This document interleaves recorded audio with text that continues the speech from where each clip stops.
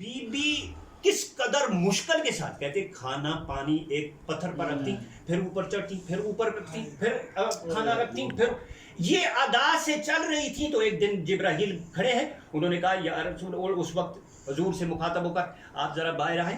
اور دیکھ کر جب بی بی اوپر آ رہی ہے تو حضور سے جبرائیل امین فرماتے ہیں یا حضرت یہ کون آ رہا ہے؟ کہا جبرائیل یہ میری بیوی خدیجہ آ رہی ہے. اب یہ نہیں ہے کہ جبرائیل کو پتہ نہیں ہے. جبرائیل بعض اوقات ایسے موڑ پر سوال کرتا ہے، جس طرح جب زیر کساد جمع ہوئے تو کہا یا رب ومن تحت الکساد، پروردگار عالم یہ زیر کساد کون ہے؟ تو اس وقت پروردگار عالم نے طاہر بیان کیا ہم فاطمہ تو و ابوہا و بالوہا و بنوہا، وہ فاطمہ ہے، اس کے والد بزرگوار ہیں، ان کے شور نامدار ہیں اور ان کے بچے ہیں. ادھر بھی جب جبرائیل نے پوچھا یہ کون آ رہا ہے تو اس وقت رسول اعظم نے فرمایا یہ جب میں عبادت ہوتا ہوں میری بیوی خدیجہ ہے. کہا اے نبیوں کے سردار نبی، جب خدیجہ آپ کے پاس غار حرا میں پہنچے ان کو میری طرف سے اور پروردگار عالم کی طرف سے سلام. آپ اندازہ کریں کہ جبرائیل امین تمام ملائکہ کا سردار ہے اور استاد ہے، وہ جب تک کوئی بات اس کو بتائی نہ جائے، کہا نہ جائے، وہ نہیں کر سکتا.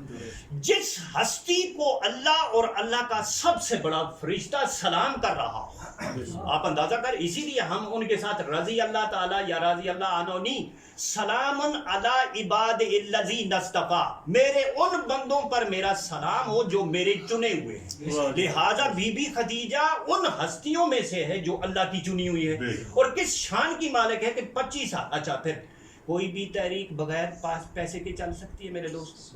قرآن خود سورہ والضحیٰ میں کہتے تھے آپ کے پاس کچھ نہیں تھا، ہم نے آپ کو غنی کیا. اور جاننا چاہیے کہ وہ کس کی دولت تھی جس کی وجہ سے رسول اکرم صلی اللہ علیہ وآلہ وسلم کو قرآن کہتے کہ ہم نے غنی کیا. کہتے ایک مرتبہ سب سونا ڈھیر کیا گیا بی بی خدیجہ کا، ایک طرف کے نوکر دوسری طرف کے نوکر اس ڈھیر کی وجہ سے ایک دوسرے کو نہیں دیکھ سکتے.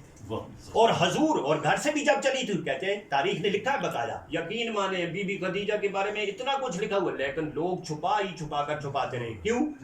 بی بی خدیجہ کے وہ 25 سال چھپانا چاہتے ہیں کہ اس بی بی نے کس ایثار کے اور اخلاص کے ساتھ رسول کے ساتھ خدمت کی، کس ایثار کے ساتھ. یعنی اس ایثار کا آپ اندازہ نہیں کر سکتے کہ کس عظمت کے ساتھ. حالانکہ ادھر ملکۃ العرب تھی، آتے ہوئے تمام کنیزوں کو جب رخصت کر رہی تھی، نفیسہ نے کہا، نفیسہ جو سب سے قریب ترین سہیلی تھی بی بی خدیجہ کی، نفیسہ نے کہا آپ سب کو اجازت رخصت دے رہی ہیں، آپ کے ساتھ کام کون کرے گا؟ آپ تو جب سے پیدا ہوئی ہیں اور آپ ملکہ ہیں. انہوں نے کہا کیا مجھے بتا، کنیز کو بھی کنیزوں کی ضرورت ہوتی ہے، میں محمد کی کنیز بن کر جا رہی ہوں، مجھے کسی اور کنیز کی کیا ضرورت ہے؟ ذرا اندازہ کریں. اور واقعاً رسول اکرم صلی اللہ علیہ وآلہ وسلم کے ساتھ وہ ڈیوٹی کی ہے. مدینہ میں اپنی بیویوں کے درمیان بیٹھے ہوئے حضور تذکرہ، جب بھی کبھی کوئی جانور ذبح کرتے، بی بی خدیجہ کی کسی قریب ترین سہیلی کا اس کے گھر میں ضرور تحفہ بھیجتے. اگر کوئی گھر میں آ گیا ہے کسی حوالے سے بھی بی بی خدیجہ کے ساتھ اس کا تعلق، آپ یقین مانے بی بی رسول اعظم کھڑے ہو جاتے بی بی خدیجہ کی اس سہیلی کے احترام میں. اچھا پھر جب بھی کیا ہوتا، حضور اکرم صلی اللہ علیہ وآلہ وسلم کی خود بیویاں کہتی ہیں جب بھی رسول اگر غضبناک ہو جاتے، ہمارے پاس ایک ہتھیار یہ آ گیا تھا، جب بھی رسول اگر غضبناک ہوتے، غصے میں ہوتے، ہم بی بی خدیجہ کا تذکرہ کرتے، فوراً غصہ جو ہے محبت میں تھا. یعنی بی بی خدیجہ خود مدینے میں بھی اسی طرح رسول کے ساتھ یاد کے طور پر رہی جس طرح نے. اور بی بی انہی کی بیٹی جو بی بی فاطمہ ہے، وہ اس کو ام ابیہا کا جو لقب ملا ہے، یعنی باپ کے لیے بھی ماں کی طرح کا رول ادا کرتی رہی. ام ابیہا یعنی ماں کے لیے، باپ کے لیے باپ ہے نبیوں کا سردار نبی.